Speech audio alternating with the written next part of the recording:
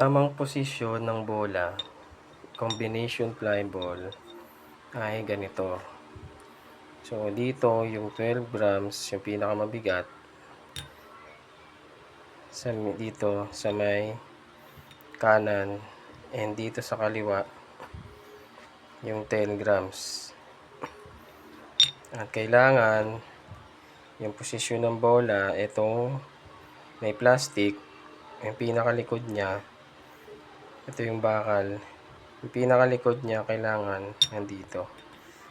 Kasi ang ikot niyan ay pag ganito, pag nakataob na. So, ibig sabihin, ang sasandal dyan, itong kanyang likod. So, pagka umikot yan, pag ganyan yan ang ikot, pag nakatalikod. Diba? So, ito yung papalo dyan, yung likod, yung may takip. So, ganyan ang ikot niyan pag nakataob na tong fly ball.